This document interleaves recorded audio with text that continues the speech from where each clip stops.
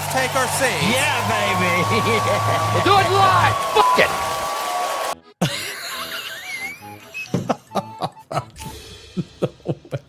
You went full retard, man. Never go full retard. That is the Russian robot they just released today. It went so bad. Get my comrade, get the black, cover it up. It looks like Putin. It looks like Vladimir. You can look at it walk. I mean, this is, and granted, like the Russians are fucking trying. They're trying hard, right? They're going for it. They're going for it. Looks like he's got to like take a poop or something, right? Like, this is a robot that actually has to, you know, go number 2. He's like, look, I must go. I'm a robot. I must go poop. I don't know. Help me.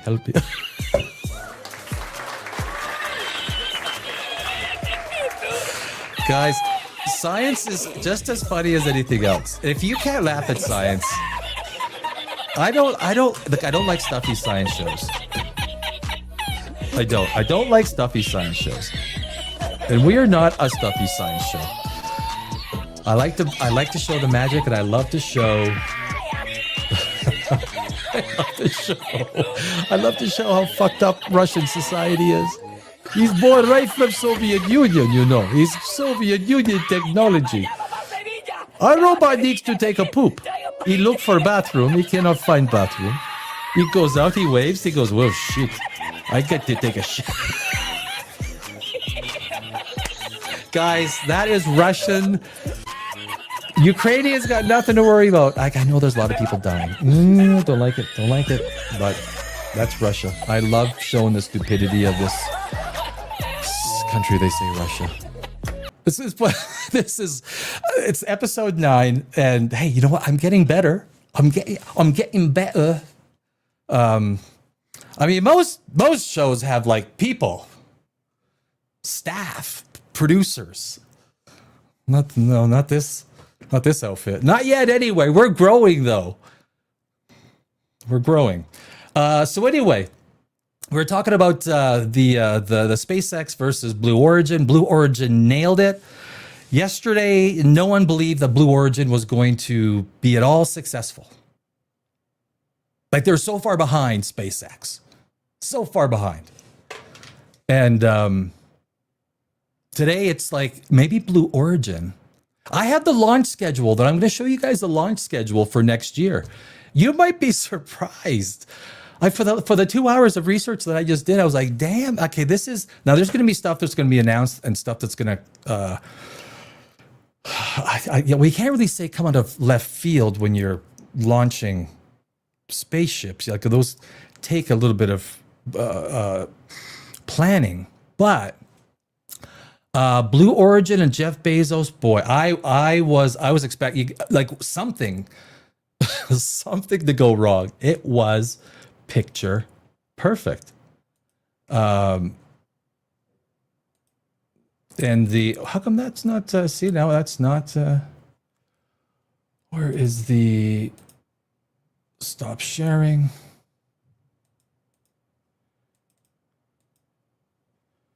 And then, okay, my apologies. Let's load this baby up. Video file. No, not video file. Share screen.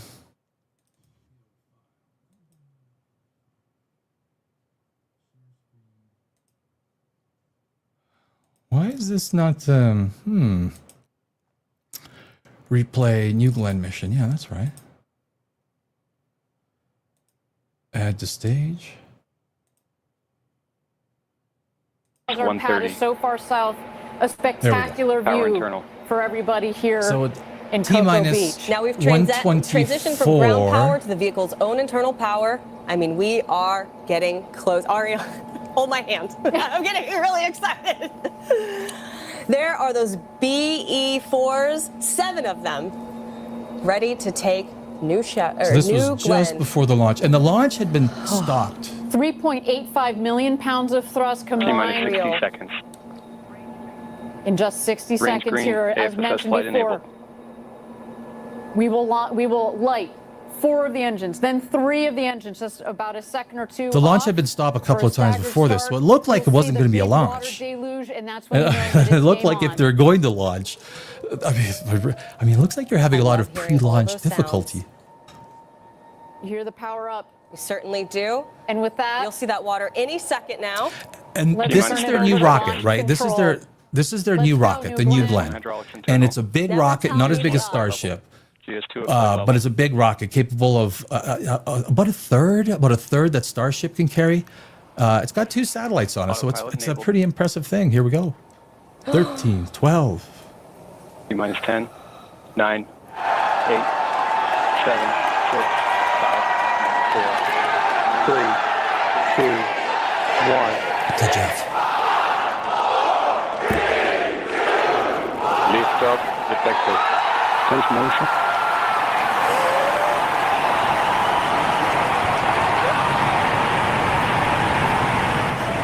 Awesome. I mean, that's just awesome.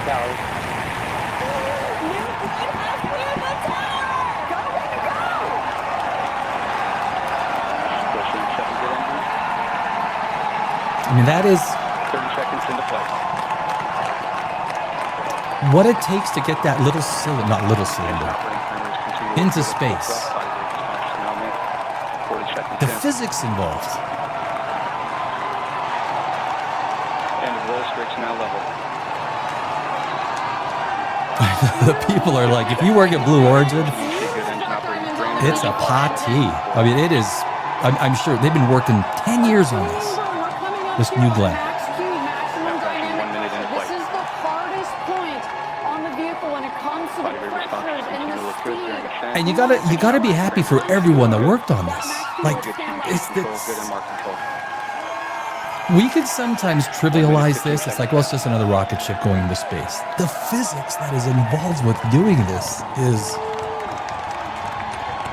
Now passing Mach 1, New Glenn is now supersonic. It's inspiring. I mean, that's. 1 minute 30 seconds. Engine operating parameters continue to look good at full thrust. Max Q, maximum dynamic pressure.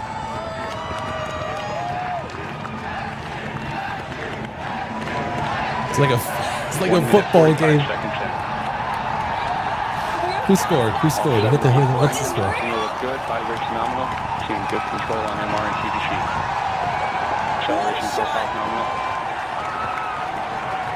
Now passing 2 minutes into flight. BE4 is unreal. What I find interesting, they're using miles per hour. I thought NASA. Well, I guess this is not NASA. I think NASA went. All right, 1 minute remaining in boost phase. You heard our team say. Then we'll hit MECO, main engine cutoff. That's going to lead to 2,400 miles per hour. That looks beautiful, though. I mean, it does. I mean, that looks beautiful. And that's when the first stage is going to begin its journey back home. We're going to see if we can land the booster separately, of course. We will get the second stage off and going with the NASA Escapade satellites on board on their way to Mars. Trajectory continues to look so good. the launch data quality coming down from the vehicle. Was perfect. Great to hear that. Good data quality. Absolutely perfect. Like flawless launch. And so now, which is main engine cutoff. You're going to have it. The bottom booster is going to separate, and just like SpaceX, it's going to fall all the way down, and it's going to land on. I think it's in the ocean, middle of the ocean. Now this is in Cape Coral in Florida. I've been there a couple times. Went wakeboarding there a few times. Love me some wakeboarding in Florida. And we have ignition on stage 2. Both engine parameters look good. Ignition! Oh, you see the 2 rockets there? Body rate stamping out nicely.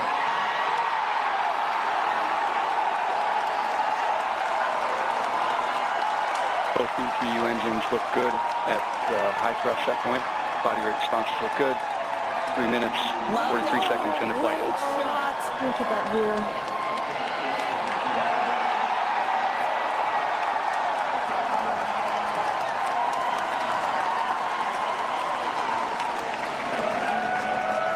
We have good indication of payload fairing jettison. both B3U engines. So now it continue to look good. separates Body rate response in this. Seeing good data coming down from both stages. You know what? Great It probably data. 4 actually. minutes Where into are we the here? P2. I'm gonna fast forward just a little bit, There you go. It's about 300. GS1.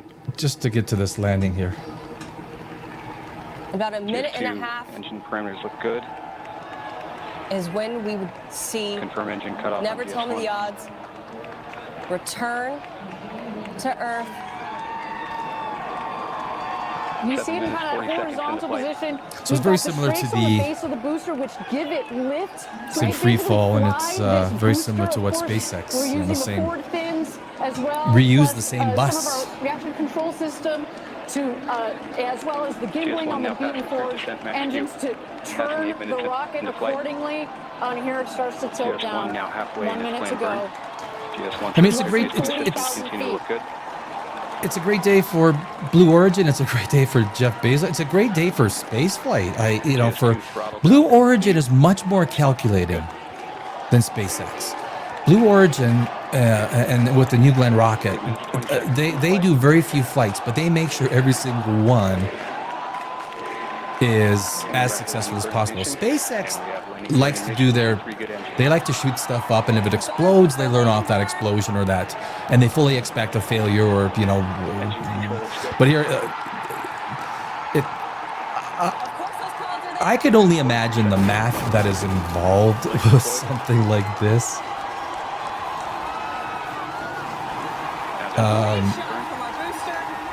Yeah, the delay is actually from Blue Origin.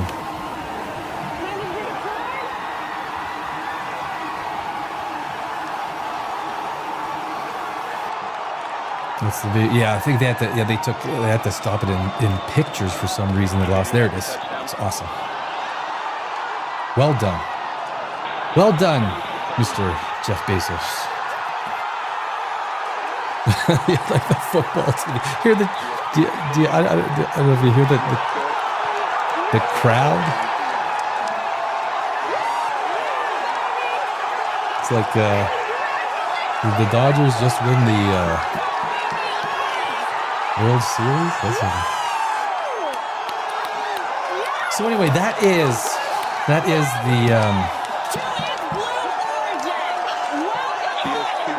the launch, and it's a good day. It's a good day for some peeps.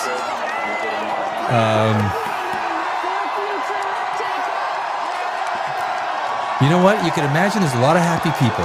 There's a lot of people that worked. I mean, I imagine some people work day and night, trying to get systems working, testing systems over and over and over. It's the power of science. Science is the only superpower we have in this world. There is no other superpower.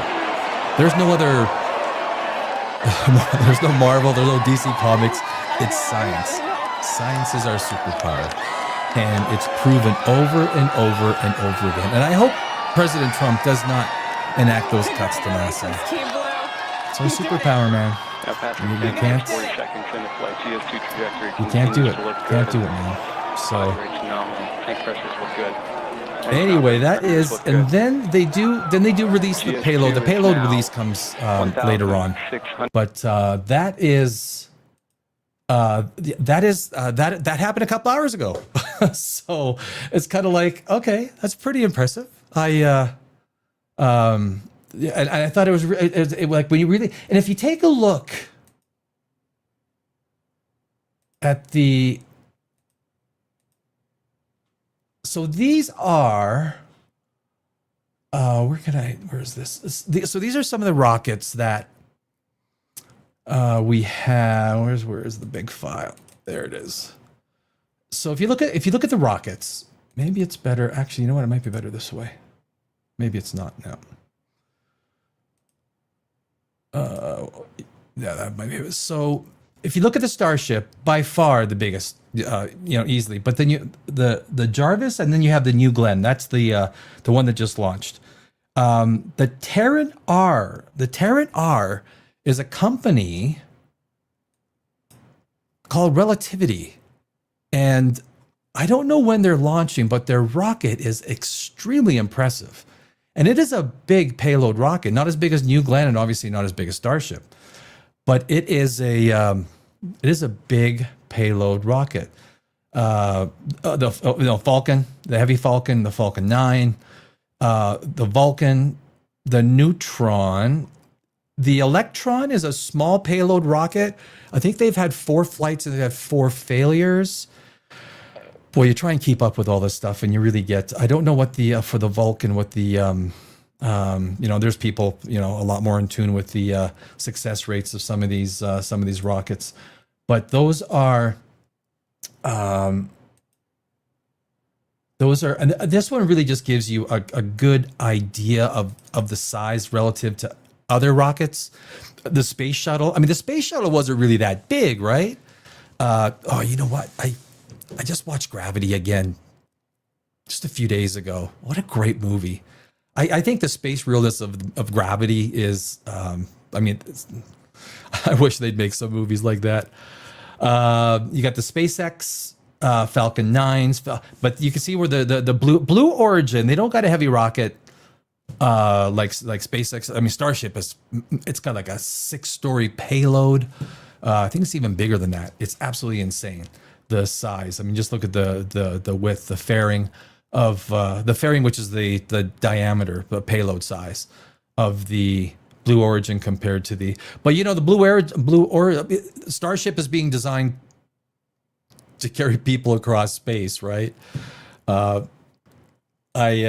Would you guys, would you, if given the opportunity, would you go to Mars? Would you go to Mars? Would you do all the training that you need to on that first trip to Mars? I think it's a death sentence. Personally, I don't think it's something that's gonna, I don't think it's, I don't know. I don't want to be such a pessimist, but all these things that from radiation to microgravity to one system going down, I don't know. I hope I'm proven wrong. Yeah, I do. I hope I can, boo me. Go ahead. I'll boo myself. That's enough of that. So where's the, so I have a whole bunch of information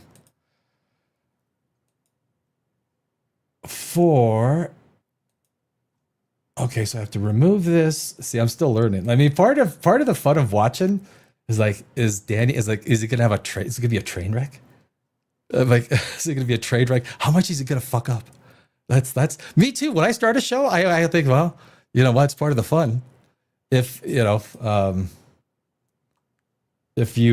did I stop sharing that? Oh, so you need to share a screen. There's nothing untitled. I think that's the one I want, right? So there's a whole bunch of information that I have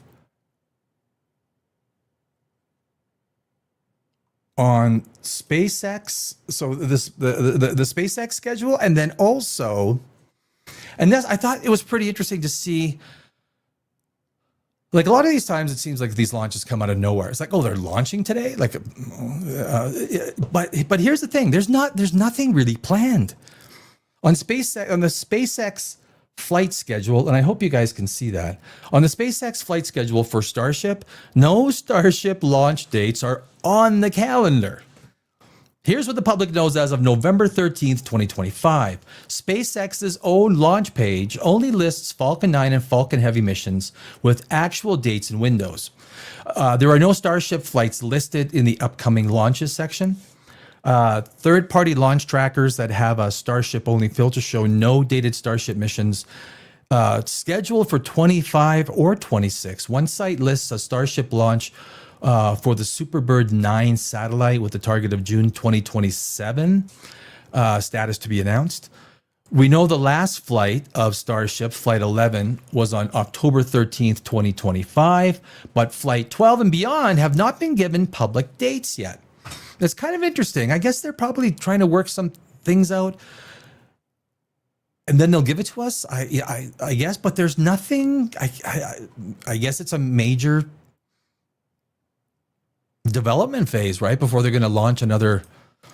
I can probably take this down, make it bigger, right? Blue Origin flight schedule. Now, this looks impressive, but it's not. Because everywhere where it says net is basically a to be announced. It's not scheduled. This is kind of their hopeful, their hopeful schedule.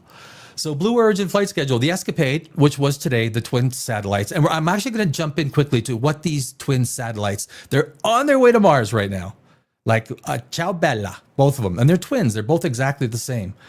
And they only cost $80 million to put together. This whole thing of the Escapade going to these two satellites going to Mars was only $80 million. I mean, that's well, maybe a full applause maybe on that one. So the, yes. I'll drink to that. I'm having red wine. I do enjoy red wine once in a while. And not much, just enough for the heart. Healthy heart. So number 2, Blue Moon Pathfinder Lunar Lander Demo. To be announced January 2026. Blue Origin's first lunar lander test. Lunar flight demonstration, one of Blue's most important missions, but it has net there. Everybody see net. It's to be announced. And so, I mean, this is 10 weeks away. Project Kuiper, launch number 1. It's mid-2026. It's got the net to be announced there. Amazon Kuiper broadband satellites. There. So yeah, Amazon Kuiper is very similar to Musk's oh, I forgot. I always say when you go live on YouTube, you lose 20 IQ points. That would put me, where would that put me? Tell me. You went full retard, man. Never go full retard. I didn't go full retard. Yeah, I do sometimes though. And it's fun. That's fun. Number 4, Kuiper, Project Kuiper launch number 2. There's no net, but it's obviously, it's got a big launch window. 2026 to 2027. It's a big launch window. More Kuiper satellites. Dates to be announced. I think they're just going to throw these out when they get the... I don't know. I mean, what do I know? AST Space Mobile, Bluebird Block 2, Batch 1. Launch 2026. Space-based cellular broadband satellites. So this was actually new Blue Origin's first commercial payload. I don't know what they got paid. I mean, it's probably a pittance compared to the net worth of Mr. Bezos. But AST Space Mobile, Bluebird Block 2, Batch 2. So obviously there's plans. Telesat Lightspeed Constellation, optioned to be announced 2026, 2027. LEO Low Earth Orbit Internet Constellation. Blue Origin signed launch agreements, but exact missions not assigned. So there's agreements to launch things into space, but nothing has been. Launch dates to be announced mid-2020s window. That seems pretty. Thailand. Oh, payload commercial comm satellite. It's the mid-2020s. Let's pitter patter get at her. Hey, come on. New Glenn test flight number 3. Payload. Internal demo payload. So there's no commercial payload, but a demo payload. Blue needs at least 2 to 3 more demo flights before full certification. New Glenn test flight number 4. Again, NET 2026, 2027. Prototype mass simulator or internal technology. May be tied to NASA style certification process. So that's all we have. So there's nothing planned. It's not like you can't really buy your popcorn. Call the family and say, what are you guys doing on, we're going to watch Starship flight number 12. Can't do it. So it seems like a pretty loosey-goosey schedule. I'm sure lots is going to happen going into 2026. So, but if, you know what, if Jeff, Mr. Bezos, if you need a hand, just give me a call. I am your science guy. I'm not a rocket engine side. Those guys that work on those rocket engines. I was watching some footage today. What do they get paid? Like I'm sure they get paid. Not like AI can replace them, right? The guy's building a rocket ship engine. No fear of AI. But if you're in customer service, you're in coding, you're in graphic arts, you're in music, you're in film industry, good chance that 75% of that industry is just going to be wiped out. All of those industries wiped out. I know I lived in Hollywood, Los Angeles for 20 years. 20 years. I just got out of that hellhole a few months ago. Hellhole. I can tell you stories about that place. But I knew a lot of good people that lost their, and they will no longer be in the film business. Wiped out. AI is a game changer beyond anything, way bigger than the internet, man. For those of you who remember the internet, that was substantial, right? So, and then we have, so the difference between, like, what is this difference between Starship and New Glenn? Obviously, one is SpaceX and one is Blue Origin. So Starship is fully reusable. It has 33 Raptor engines, 150 tons to orbit. That is crazy. 150 tons. It has a diameter, or the fairing. The fairing of Starship is done slightly different. With the nose cone, the whole thing is kind of, it's a little different. I don't know exactly how to explain it, but call it 30 feet fairing, right? Width, diameter, payload. And usable internal height of 18 meters, 60 feet. You got a 6-story skyscraper to throw shit in, Don't forget the sunglasses and the picnic basket. For Mars. It's made of stainless steel, built for the moon and Mars. I mean, it seems to be a good idea is to do a few things on the moon before we hit Mars. I know, but the Mars window is coming up, because if you miss the Mars window, you got to wait 3 years again before that, the planets come together. Rapid iteration, fly, explode, fix, fly. 11 test flights so far. And we're waiting for number 12. No next launch date currently listed, as we found out. New Glenn, Blue Origin, reusable booster. We saw it land, very impressive. 7 BE4 engines. Those engines looked very impressive. Again, yeah, I'm not a rocket scientist, and I'm not going to pretend that I can say, oh, those were good engines. They look good. I mean, is that technical? Damn, those engines look good, didn't they? But they did. They look clean. They burned clean. They fired clean. Zero hitches. Like, it was flawless. 23-foot wide diameter, which is the fairing. So I guess from a percentage, it's about 25% smaller-ish. Built for commercial heavy lift and lunar missions. Slow but steady development. So it's obviously Bezos isn't thinking Mars, which is probably a good idea. It seems to me, if you send people to Mars, the other thing is you are glued to them. You are responsible for them. You have to send supply ships, and more than you need for them to survive. I mean, I think The Martian, I talked about The Martian yesterday for a little bit. It's a pretty good movie. Like, it's space approximate, right? They did a lot of things really well in terms of trying to understand what that Mars atmosphere might be like. But it's probably, Hey, Elon Musk is ambitious, and he is who he is because of that. So, built for a commercial, we went for that. Slow but steady development, and this is what Jeff Bezos has been doing. It's like, I was wondering, like, is Blue Origin, like he said, what was, like, Katy Perry? Oh my God. Have you guys seen that video with Neil deGrasse Tyson? I should pull it up. With Neil deGrasse Tyson, and she goes, is math part of science? It's like, oh, Katie. Oh, Katie. That, like, you guys see that one? You know what? Next week, I got a couple of funny videos. Like, the thing about science is, I mean, there's science channels, and yeah, my main thing, I'm a screenwriter. I've owned my own businesses. I worked on Wall Street. The worst thing that I think I didn't want to do a stuffy little, well, E equals MC squared multiplied by the square root of pi. Just made that up. It seems to me our time as normies is better spent discussing whether aliens exist, right? From a normie level.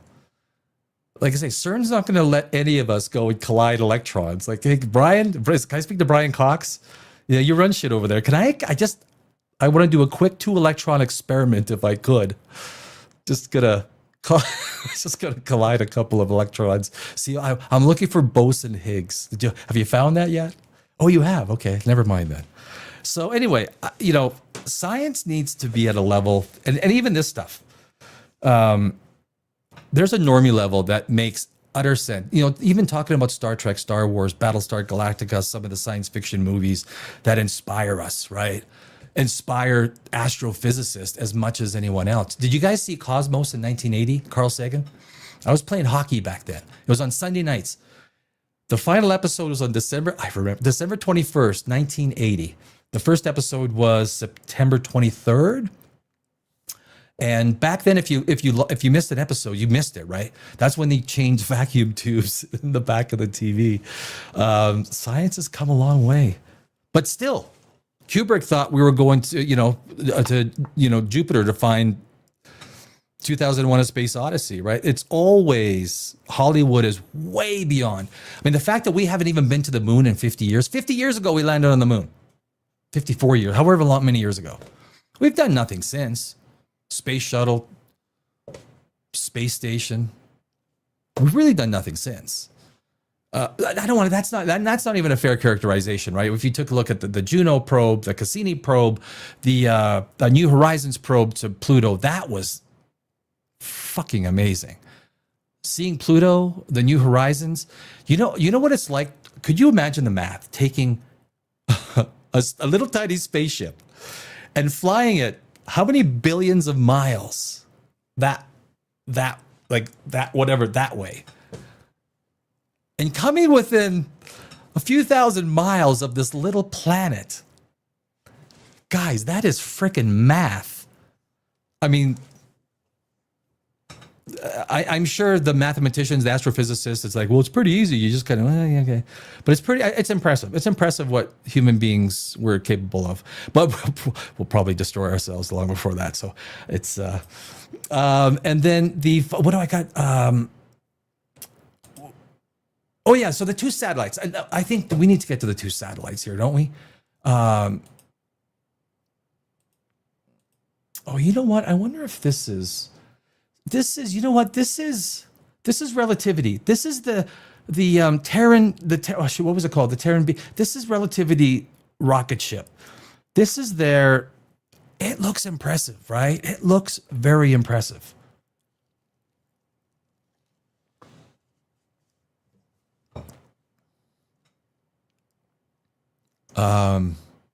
Obviously building things. I don't know who's financing it. I do want to take a much closer look at that, and but there's a few rocket ship companies out there. I'm gonna share this again. Add to stage. Oh man, I'm getting so good at this. And if there's anybody, I'm gonna put this out there. If there's anybody that who was a YouTuber, I mean, you had to have been on camera before, right? This shit's not easy.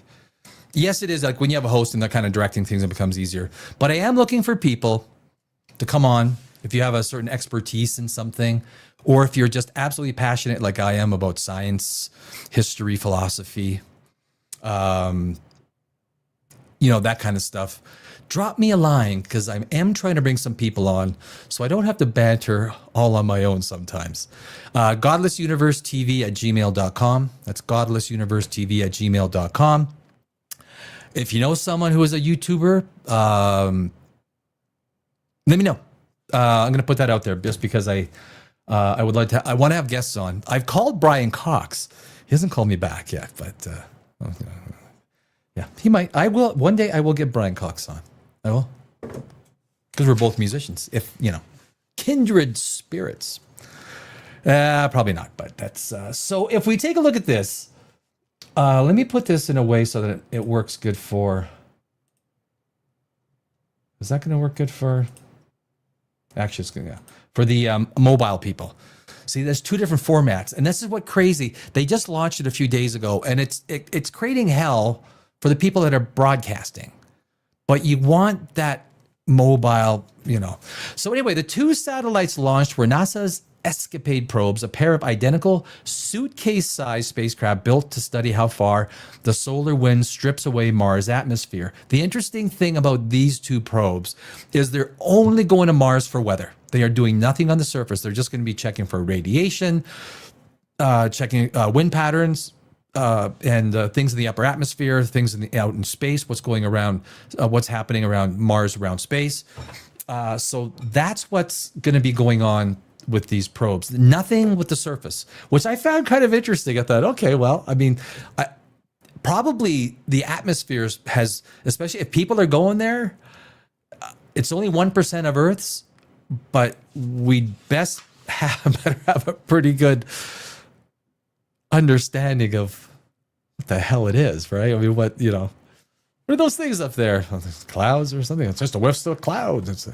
But yeah, it's each probe costs roughly 30 to 35 million to build, with the entire mission capped at 79 million, making it one of NASA's cheapest interplanetary missions ever.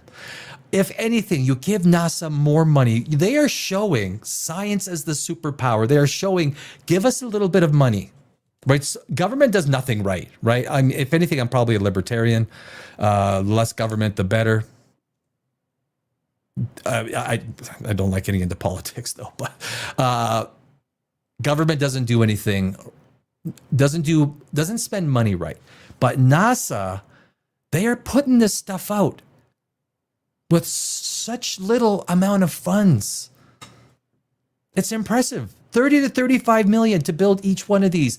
The entire mission, 2 satellites to study the atmosphere of Mars. My friends, 79 million of US taxpayer dollars. And Trump wants to cut them? What are you cutting freaking NASA for? I mean, the SNAP thing is going to be argued. There's people that need the SNAP benefits. Obviously, there's people that need them. There's abusers, yes. I don't know if it's the most efficient system, but this is fucking efficient. If anything, give them another 250 million and see what they can do. Give them $1 billion. You freaking squander money left, right, and center. I mean, give me $1 million. See what I can do with it. I don't know. Just say. Making it one. They were designed and assembled in 3 to 4 years using a commercial small sat bus to keep the price down. Cool trivia. The spacecraft are so light, they were originally supposed to launch on Rocket Lab's Proton. The Rocket Lab, remember I showed the picture, it was that little tiny, I think they're a publicly traded company too. I think I traded their, I think they went public as a SPAC. And I think I think I did. I bought it. It shot up. But tough business, man. Tough business, rocket. But I think they're doing okay. But they were supposed to launch on those little tiny rockets before switching to Blue Origin. The problem with Proton, the Rocket Labs, those small ones, they've had 4 failed flights. I think explosions, not where you want satellites to reside. But I mean, I think they're getting there, but they obviously moved it to Blue Origin. Both probes will perform a 10-month cruise to Mars. And once there, they'll fly in a dual formation orbit, giving NASA its first ever stereo view of Martian space weather. A stereo view. I wonder what that, how does that benefit a stereo view versus a mono view? I know music. I mean, obviously, well, I guess no. I got it. I understand. So you kind of but I guess they're flying. I'm not sure on their flight path or anything. They will study the space environment around Mars, things like the solar wind, magnetic fields, and how the sun slowly strips away the planet's atmosphere, not the surface, just the upper atmosphere, and the invisible forces shaping Mars from above. So that is I mean, that is the. I mean, there really is. I think I had some pictures here too. You know, it's. I mean, you try to you try and put some. Where the Terete. Oh, okay. So this is. You know what? We can quickly do this too, because this is. This is a space.com. Space.com is freaking awesome, guys. So quickly so this is NASA's new Mars mission. These twin satellites could reveal how the red planet lost its atmosphere. So this article is fantastic. It actually goes into what these satellites are doing. And mind you, this is actually, they wrote this before, because they do talk in the past tense. Mars is about to receive a double dose of attention this weekend. And of course, this was written on November 7th. Oh, that was my birthday. Yeah. This weekend, a pair of identical NASA satellites will launch together to help reveal how the red planet lost its thick atmosphere and liquid water. One of its oldest mysteries and a key to understanding how it transformed from a once habitable world into the frozen desert it is today. Scheduled for liftoff no earlier than Sunday. Well, we know when it lifted off. It was the 2 or 3 hours. Florida, the $80 million ESCAPE mission, short for Escape and Plasma Acceleration and Dynamics Explorers. Is there a test on this? Short for Escape and Plasma Acceleration and Dynamics Explorers, will send 2 twin probes nicknamed Blue and Gold to orbit Mars in tandem. The mission marks NASA's first dual satellite mission to another planet and aims to create a 3D view of how the solar wind, the stream of charged particles from the sun, energizes and strips away Martian air. I mean, the whole idea of it, people, I've heard terraforming Mars, you know, like Aliens. Aliens is a great movie. I love Sigourney Weaver. You know, that was like that. Did you guys like Aliens? I liked Aliens. The first Alien movie. As a screenwriter, when you're learning how to screenwrite, the first Aliens movie. Actually, you know what? Next week I'm going to go through the Alien script, the first few pages of the Alien script. If any screenwriter learns that script, because it is such an amazing. The way that screenplay was written is in a form. It's a minimalist screenplay. But when you look at the opening scene and you read the screenplay, because basically the director and the set people, everyone take the screenplay and get their marching orders, right? Fucking amazing, absolutely amazing. If you're a screenwriter, or if you want to start the screenwriting, you got to read. You can search Alien script PDF, and if you've never read a screenplay, I mean, they're very hard to write. It's but I'll do that next week. So to understand how the solar wind drives different kinds of atmospheric escape in a key piece of the puzzle, the climate evolution of Mars is a key piece of the puzzle for climate evolution of Mars. Robert Willis, principal investigator for Escapade and associate director for planetary science, said in a statement on Wednesday.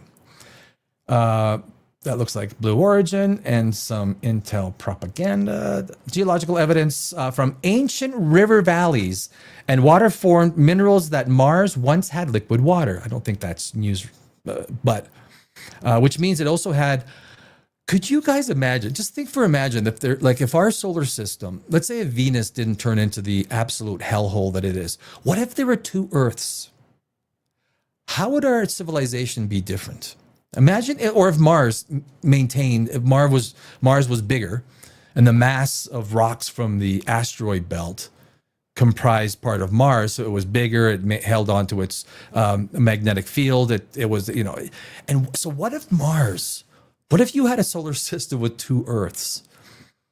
I always thought writing a screenplay about that. And it wouldn't be just a Mars, like a Mars attacks, Earth attacks kind of you go far deeper to the deep emotional existential issue. How would we be different? We would be dramatically different if Mars turned out to be some sort of a planet like Earth.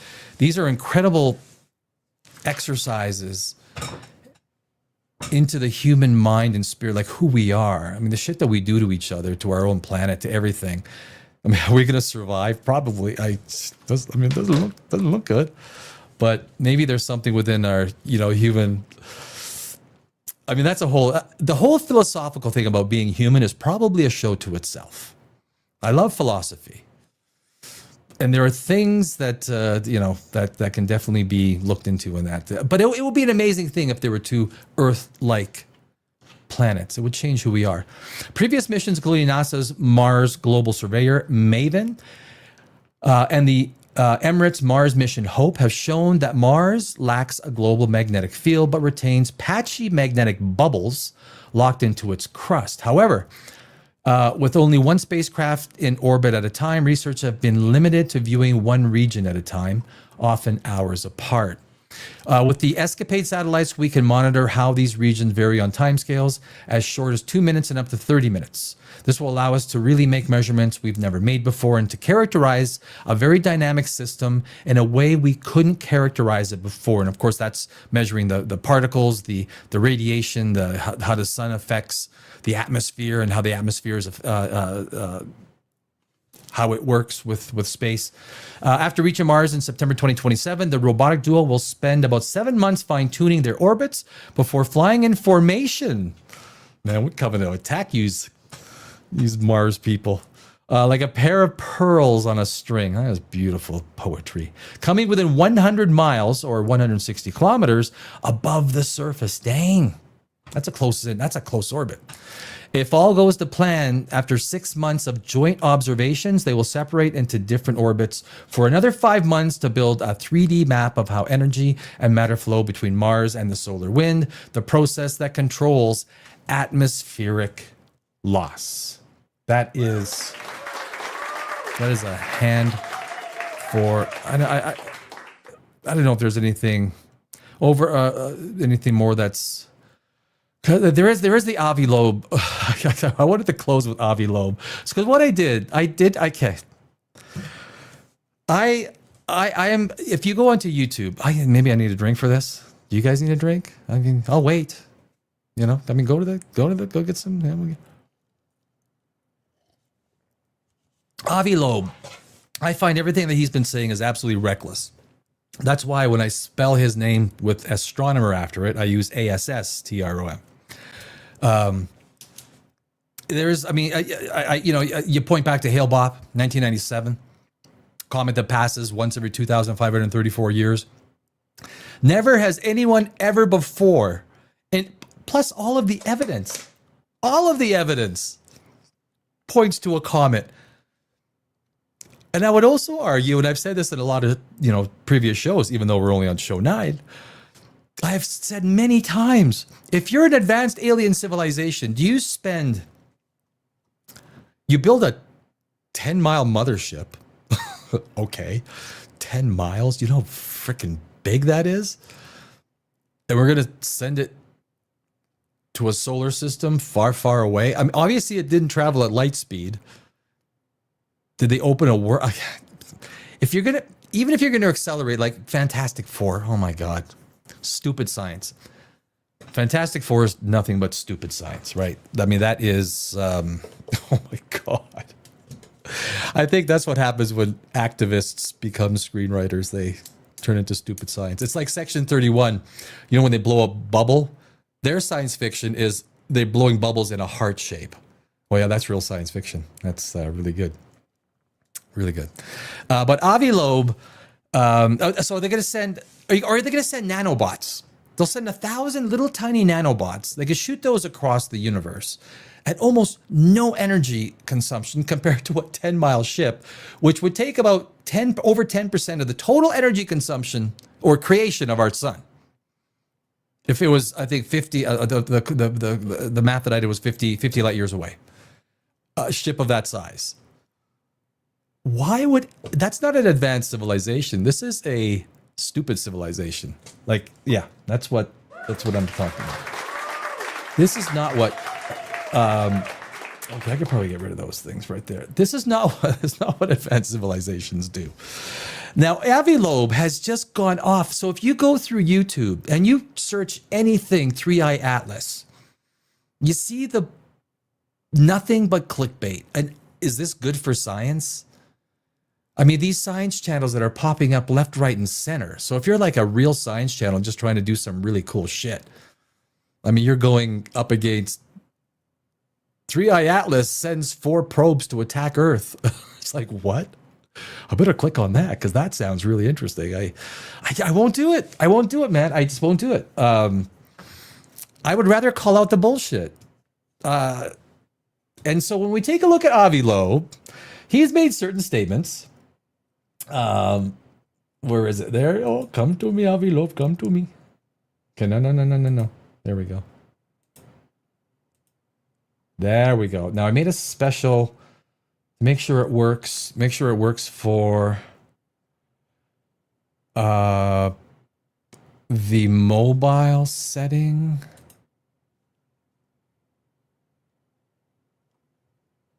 Okay, do we got that? No. Okay, so we're going to remove that. We're going to present, stop screen, add screen. Avi Loeb, I mean, the statements he's made are so...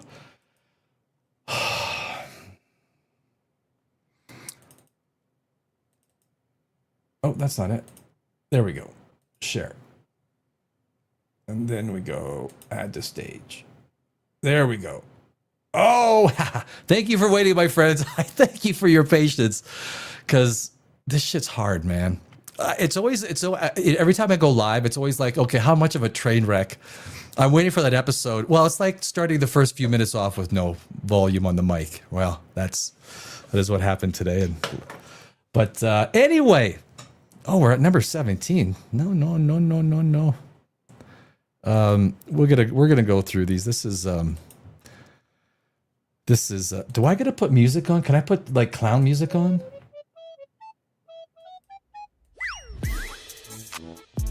Yeah, that's the one.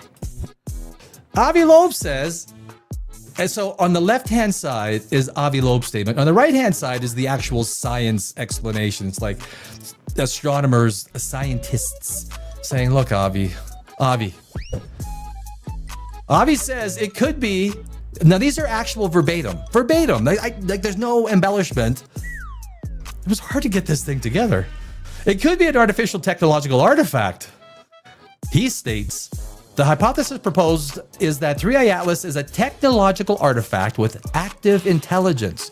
If so, 2 possibilities arise. Its intentions are either entirely benign or overtly malign. Either it's good or evil. Can I get a job at Harvard? Is Harvard accepting applications? And of course, what the real answer is a highly volatile comet. All observations, including a coma tail fragmentation and specific gas emissions, carbon monoxide, carbon dioxide, are consistent with a natural comet. It's just a comet formed in a different stellar system with a unique chemical composition. Avi. Number 2, Avi says, the threat of maligned intent. Thanos is on his way. The consequences should the hypothesis turn out to be correct, could potentially be dire for humanity and would possibly require defensive measures to be undertaken, though these might prove futile. I would love to know what those defensive measures are. The aliens are coming. I don't know. I am without answers, so calculated orbital mechanics show that the object will not come closer than 170 miles to Earth, and that's already been proven. That's it. Unless they think, because now it just went around the sun, and there's been a few breakoffs, and they're thinking those were probes. There's literally YouTube videos that state these are probes coming to attack. There's some videos that are saying Earth is under attack. This is all. The malign intent is a speculation not supported by its trajectory. This is not how scientists behave. And I've said it that there is an ulterior motive.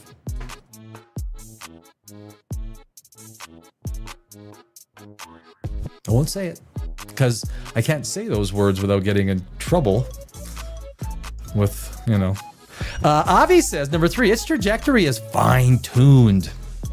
Fine-tuned. Now, you do know that, so the galaxies lie flat. Basically, almost everything kind of lies on a basic plane, although like things vary. But Avi says, we cannot observe 3i Atlas from Earth at this opportune time, which raises the question of whether its trajectory was fine-tuned by extraterrestrial intelligence. That is verbatim. There's no other words included into that. Observational selection bias. The object's path near the elliptical plane are simply where our Earth-based sky surveys are most efficient at detecting objects. It's easier to find, not intentionally sent. Oops. Sorry, Avi. Avi says, evidence of a non-gravitational engine. If future data will indicate the absence of a cometary tail. Now, you've seen the huge cometary tail, right? So the last 2 days, Avi's been yakking about, no tail. Now there's like a huge tail, right? Absence of comet. We will be faced with the tantalizing possibility that it did not inherit random velocity, but instead was sent towards the inner solar system by design. I need like the evil dun dun dun dun. Cometary outgassing. It's just outgassing. Avi, you're a freaking astrophysicist. Is that ASStrophysicist? Well, dude. Non-gravitational acceleration is common in comets. I don't think you need to be an astrophysicist to know this, do you? It's caused by the jet of volatile ices. I think, like carbon dioxide, carbon monoxide, sublimating off the sun-warmed surface, acting as a natural, non-uniform thruster. Dun, dun, dun, dun. Avi says, unnatural sunward jet, an anti-tail. It produced a sunward jet or anti-tail, i.e. an emission or structure pointing towards the sun, which he says is atypical for known comets. Well, he didn't include alien stuff in that one. Geometry and dust size. This is either an optical illusion. Actually, it's interesting.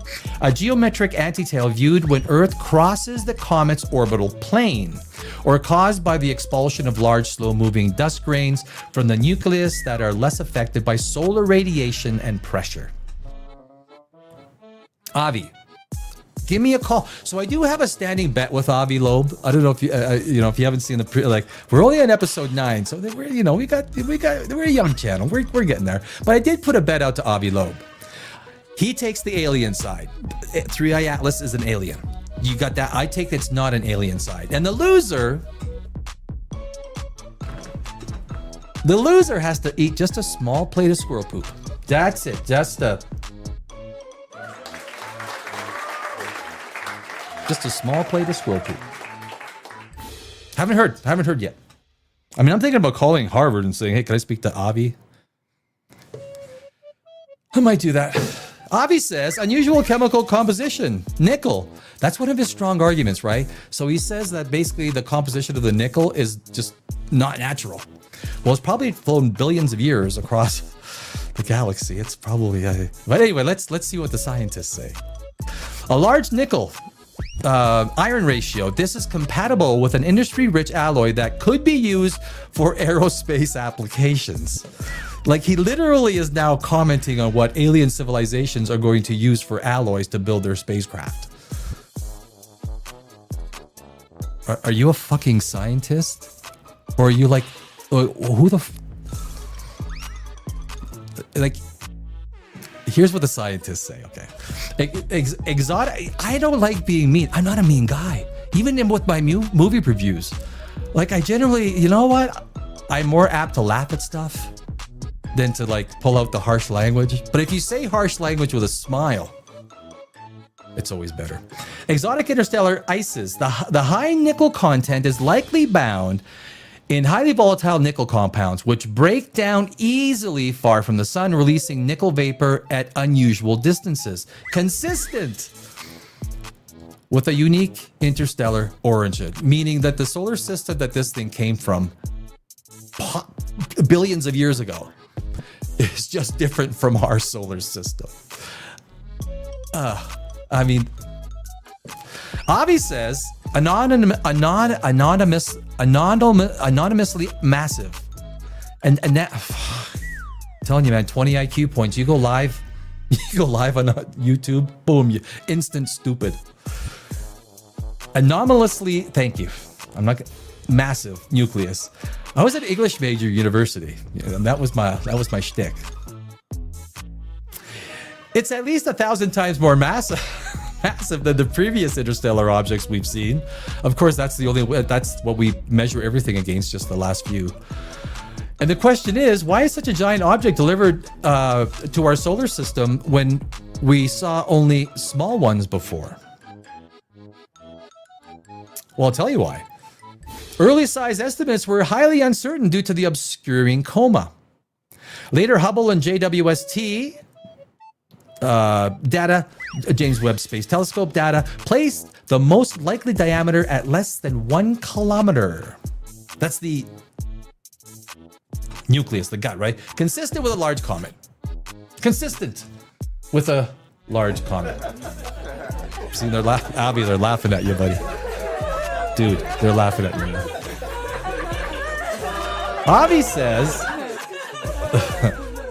Avi says, comparing it to a reset button.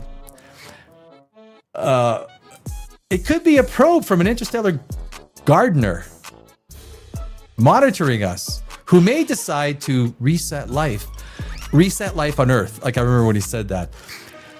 Literally, it's like Prometheus. Have you seen Prometheus? Now, you know what? I didn't mind the movie. The screenplay was, there was some, geez.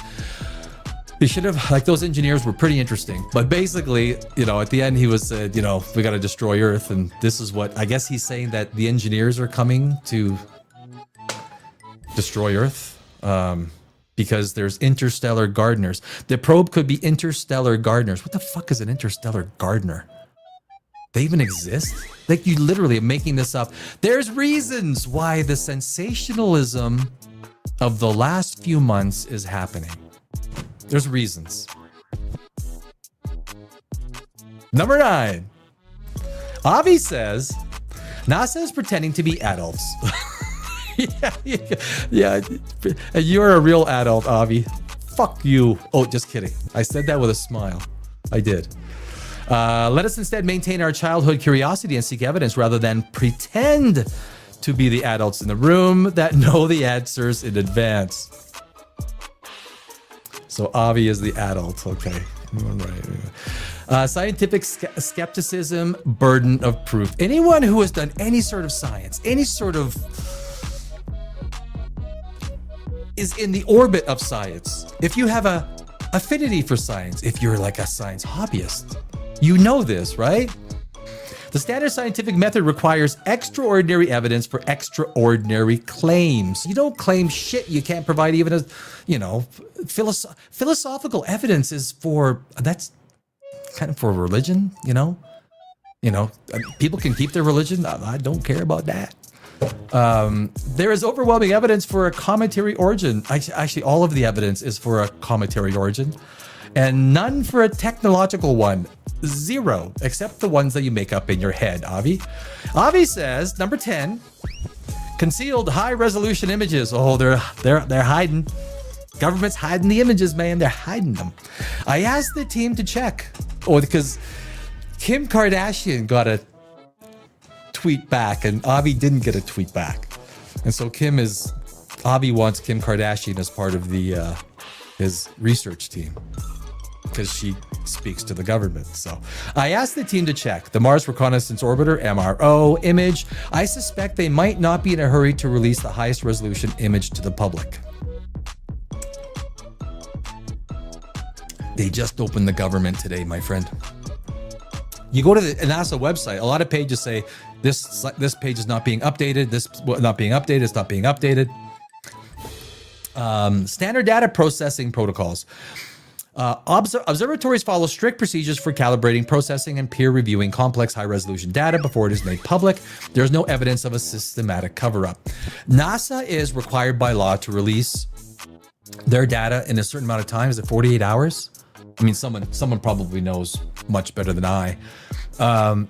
but they're working at a skeletal staff, so nothing was being released, or very, very bits and pieces were being released. It's no, like, that is not an argument for aliens. And if you're using that for an argument for aliens, oh man, you're like, that's the very bottom of the barrel. Number 11, Avi says, it could be debris from alien technology. Now we're down to debris. The object could be debris, a technological artifact, just space junk from a civilization that is not functioning anymore. Now, as a matter of fact, that could be, right? It could be. I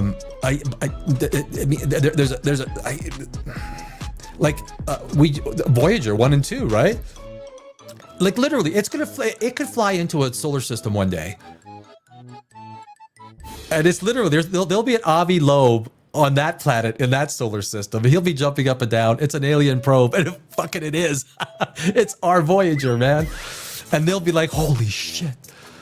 But this is not the case. We didn't build a 10-mile Voyager or 12-mile Voyager. Kilometers, we're talking 20 Ks, man. The object fragmented because it's because it's high volatility ices, especially carbon dioxide, violently boil off when heated by the sun, causing the nucleus to spin up or shatter. Pieces break off, right? When the heat from the sun start hitting that, the gases that are contained within the comet, to spin or shatter, a very common cometary fate. I mean, someone should have told that to the Hale Bob guys. It's like, I don't think, just. Avi says, number 12, the shattered nature is non-natural. The fragmentation pattern was inconsistent with typical cometary breakup. Okay. Fragile icy structure. Interstellar comets may have a different density or internal structure due to being exposed to eons, millions, billions of years of cosmic rays, making them unusually fragile and prone to spectacular breakup near the sun. Like, it's going pretty close to the sun. I don't know what temperature. I should have taken a look to see what the temperatures are hitting 3i Atlas, but obviously that heat is going to do a serious amount of, it's going to break it apart. Number 13, lucky 13, Avi says, high-level planning in trajectory. Yes, trajectory could provide a discrete opportunity to deploy surveillance devices. I gotta say that again, because its trajectory could provide a discrete opportunity to deploy surveillance devices, meaning it's going to release stuff because covertly, right? They're gonna the team speculates such characteristics could offer advantageous 20 IQ points. I'm getting dumber as this thing goes along. Advantages to extraterrestrial intelligence.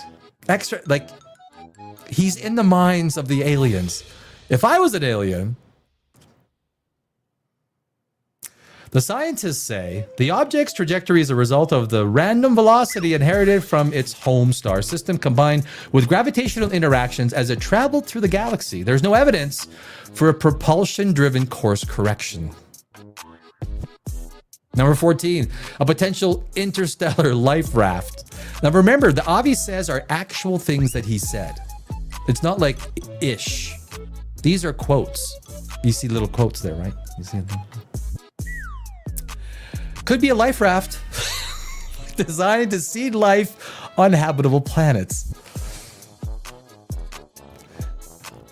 This is a possibility for any asteroid or comet, a concept known as panspermia.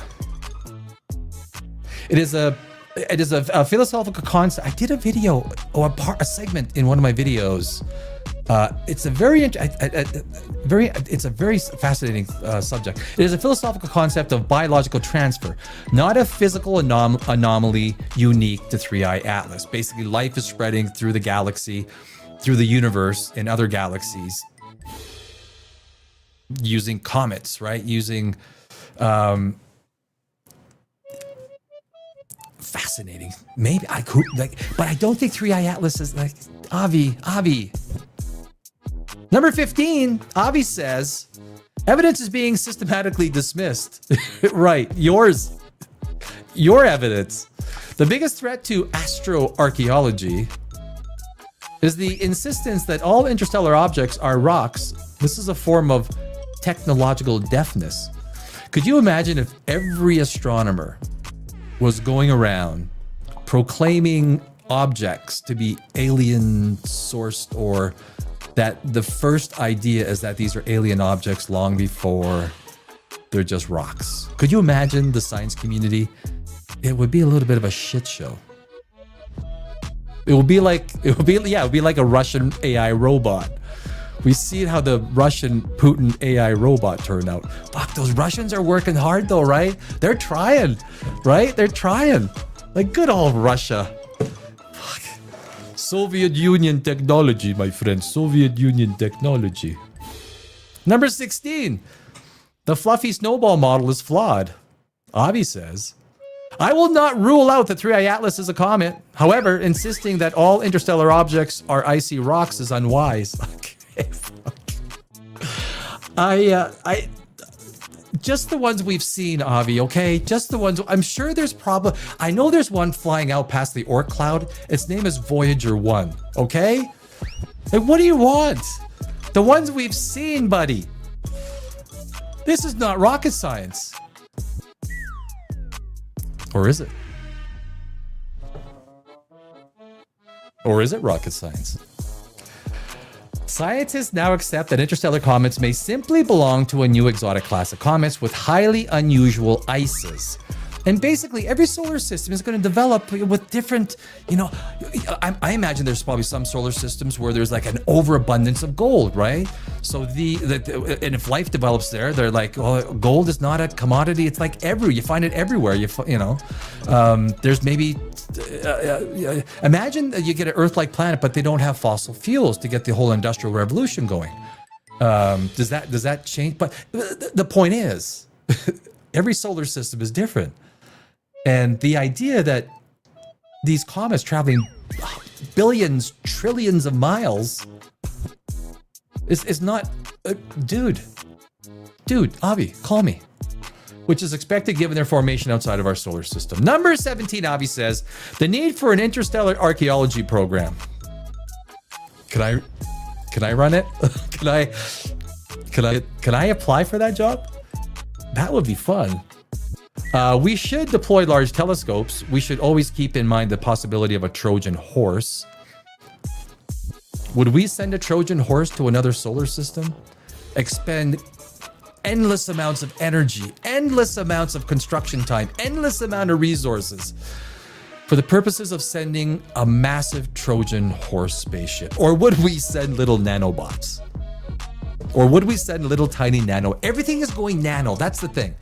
That's why the Dyson sphere is a delusion. Even the Kardashev scale. We're not going to be harnessing the power of the sun. We are going nano. We're going to get even 0 point. I had a little bit of an argument with 0 point energy because we can't access it. The laws of physics forbid us to access 0 point energy within the space-time fabric. Within the quantum realm, there's no way to access it. But there is an ungodly amount of energy there that dwarfs, on a square meter basis, it dwarfs the amount of energy the sun puts out. But it's untappable.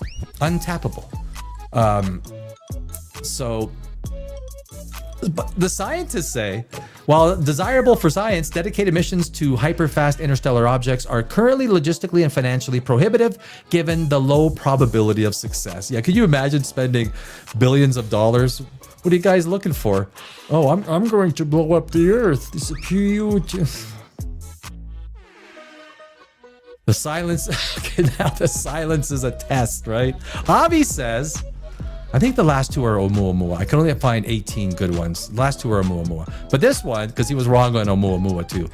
The silence could be a deliberate strategy, a cosmic intelligence test to see if humans are advanced enough to recognize its presence. So now any way you go, he sets it up as being an alien craft. It doesn't matter. So it doesn't do anything. It just looks like a comet. Well, that's what aliens would do, is they would just sit there, make it look like a comet and do nothing. So basically, it doesn't matter what this fucking thing does. It's a freaking alien spaceship. It doesn't matter. The silence is a test. Scientists say the lack of any detected radio signal or communication is simply negative evidence which fails to support a positive claim of technological origin. Let's go to Oumuamua, shall we, Avi? This is Oumuamua. It could be a warped solar sail. Do you remember that when Avi was chirping about that one? It could be a warped solar sail. The non-gravitational acceleration best explained by solar radiation pressure pushing a thin light object like a solar sail. I don't get it. I don't get what? Exotic ice outgassing. The consensus explanation for Oumuamua's acceleration without a visible coma is the outgassing of supervolatile ices like solid molecular hydrogen or nitrogen. These gases are invisible but provide the necessary rocket-like push. It wasn't a solar sail, Avi. I mean, he's getting an incredible amount of attention. And maybe that's the end game? Mr. Powers.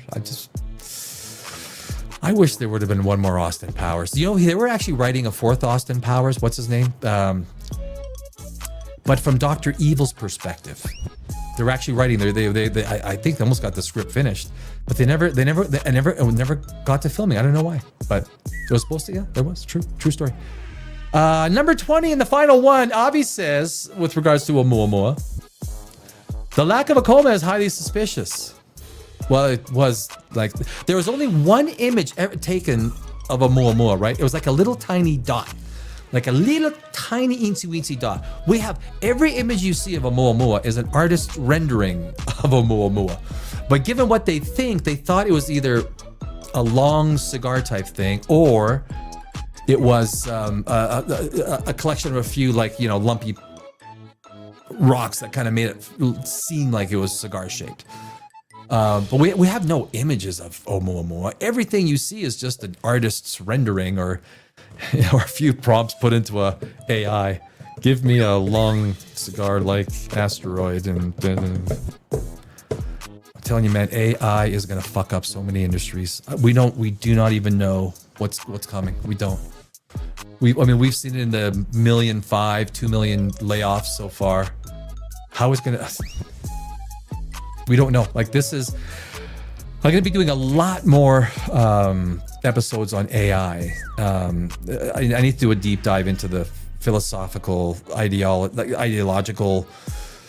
Like, will AI turn us into Borg? I did that episode. I actually did a video about it. Once we start getting chips. Think about once we start getting chips implanted. What can you go? Let's go to blah, blah, blah. Oh, shoot, I can't go. I don't have the latest chip. What do you mean I have the latest chip? Well, I can't go to Disneyland because you need the V564. I only got the V562. Like, when are you going to upgrade? Like, right? I mean, and then you owe taxes. They start literally shutting your...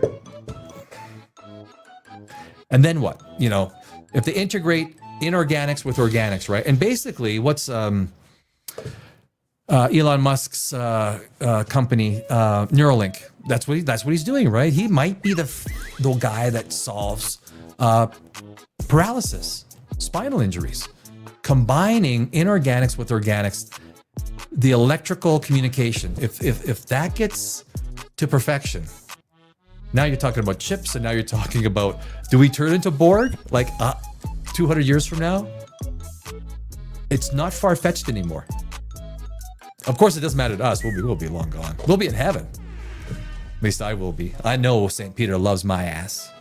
He probably doesn't. He probably like that Daddy Alex guy. Get his ass to hell. There'll be some great barbecues down there. So, invisible gas jets for Oumuamua. The missing coma is explained by the invisible nature of the exotic gases above. For 3i Atlas, the lack of an initial coma was explained because its inactivity was dominated by carbon monoxide and carbon dioxide, which are hard to detect until the object is much closer to the sun. And that is literally 20 things Avi Loeb says. If you still believe him, that's fine. I am not here to change. Well, maybe I am here to change people's minds. But that is Avi Loeb, the 20 things that I found. If you want to go YouTube.com. I mean, I do the three eye atlas. That's the search, just 3i atlas. And just for today. And we're gonna go so we can see this thing. We're gonna go like this. This is just today. So today is it since midnight, I guess probably Pacific time, since Google is Pacific. Approaching Earth 7 hours ago. Is this proof 3i Atlas is an alien spacecraft? Yes, it is. I'm convinced. I am convinced. I gotta keep it pretty narrow on the mobile side, eh? Look at my head, like drifting away. Neil deGrasse Tyson explains the 3i Atlas as aliens. See, Neil's getting into it. Neil's getting into the click. Wait a sec, that's not Neil. Oh, this is just a bullshit. So you get all these science channels, like they're literally popping up everywhere. Thousands of them. And here you get like real science, like, you know, science normie channels like mine that we're trying to do some, you know, really fun shit. But you just get obliterated by this crap. That's cool. I'm fighting my way through it, man. And I thank you all for spending time with me. I do. There's no bigger compliment to just hanging out with me. And, you know, this massive structure was just filmed suddenly appearing behind 3i Atlas.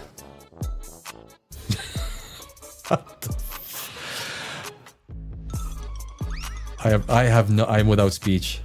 Is this 3i Atlas triggering huge solar storms? Of course it is. I'm glad I kept the circus music on. 3i Atlas is sending signals towards Earth. Now it's approaching. I was gonna say now it's approaching Joe Rogan. Joe. This is not Joe Rogan. This is, now people just use faces, right, to get the clickbait. It's all clickbait shit. This isn't normal, so you got to put Rogan and, you know, Avi Loeb. But this, it's a football. Ooh, it's a special spaceship. Goody. They're starting to admit 3i Atlas might be alien. Who is they? Who is starting to admit? You? Dobsonian power? Oh, look at this. Look at that look. You got to put the expressive looks on too, right? You know, on the replay, I'll probably take a picture of that one. So you'll probably see that in the thumbnail coming up. Just look for it. Look for it. It might be the thumbnail. I'm sure it will be. I got to do my own thumbnails too. Like, you know, it's like. So this is did a maneuver. 7 jets shooting material out in different directions. What is happening in all caps? My friends, all those, we must batten down the hatches. We must buy tuna, teepee, ammo, because On the Pulse with Silky says so. Activated. It's fucking active. Fuck. It's fucking activated, man. I apologize for the false bad language. Get this. Oh, that's here's everything you need to know about 3i Atlas. Features everything you know about 3i Atlas, or the Weather Channel. So actually, you know what? They're the Weather Channel. They're pretty good. That's actually probably good. Avi Loeb, Quasix, the channel Quasix. Avi Loeb reveals new jet images from 3i Atlas. This changes everything. Is it breaking the internet? Do you guys not hate that freaking saying?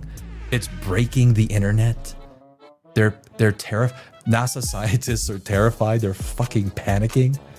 Hit that subscribe button. I swear, anyone tells me to hit that subscribe button. Do you think I need this subscribe button explained to me? Do you seriously think I need that? Anyway, a couple more. 3i. Oh, what this is? What 3i Atlas Nordic Optical Telescope? Okay, well he might like that. Looks okay. Looks okay. This one might be Leak Project. Might be okay. Dobsonian power. There he is back. 3i Atlas. New pictures are fire. It's on fire. Breaking. China's latest 3i Atlas data shows more unresolved anomalies. And look, guys, Xi Jinping is getting freaking involved. If I had G's phone number, we're on a first name basis. G, Danny.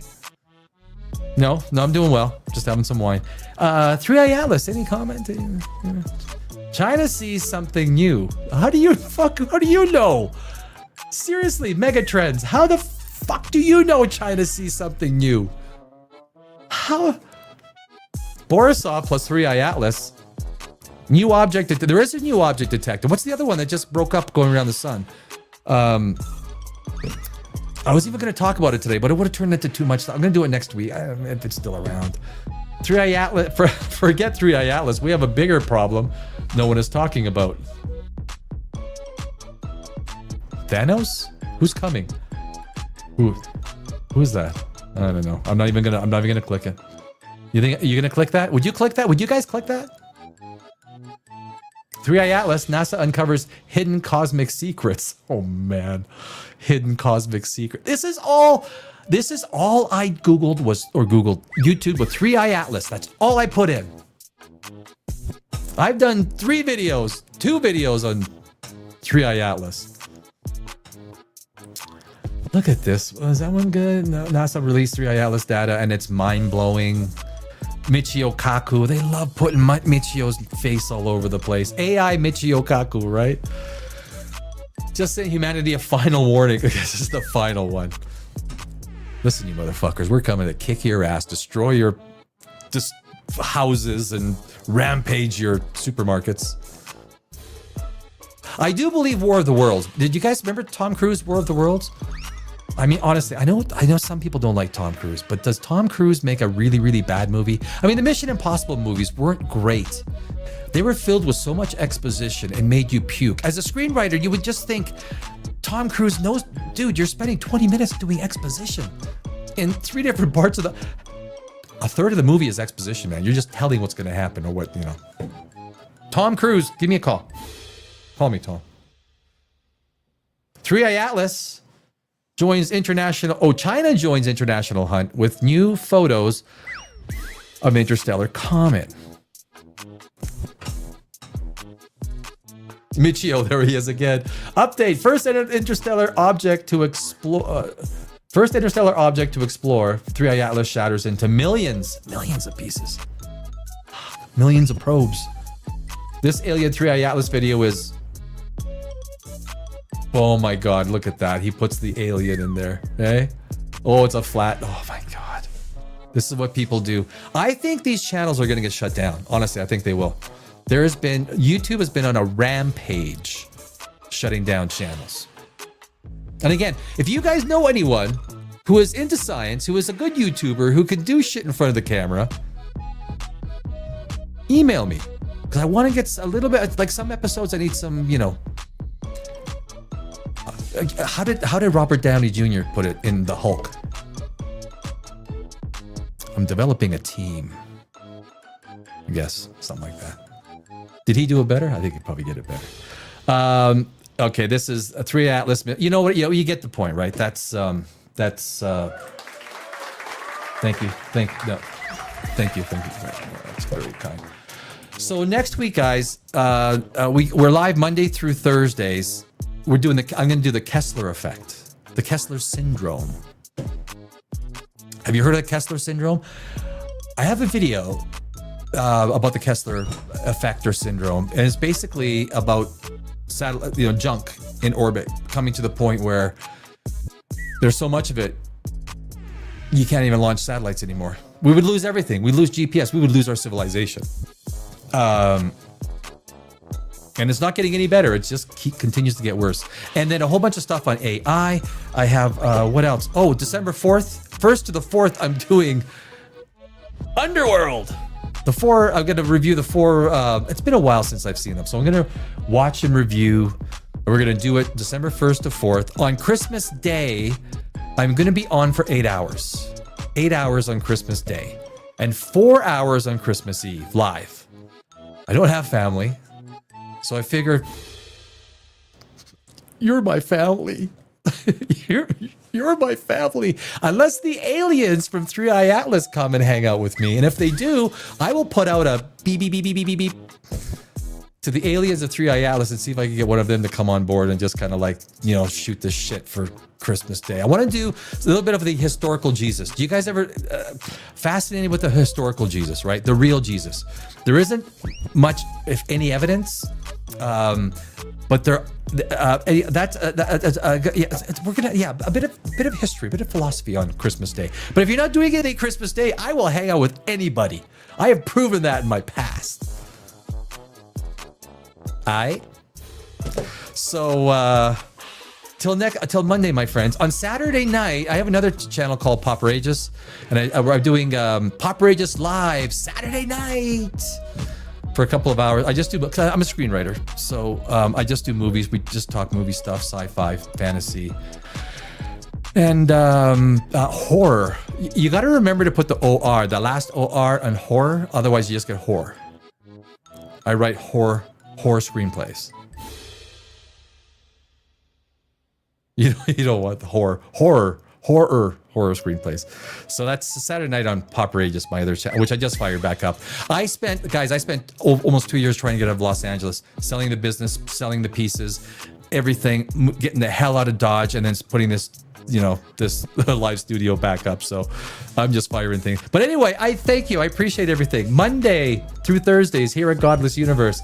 I thank you for your time and attention, and I will see you next week, and have a super freaking awesome, magnificent, super duper weekend.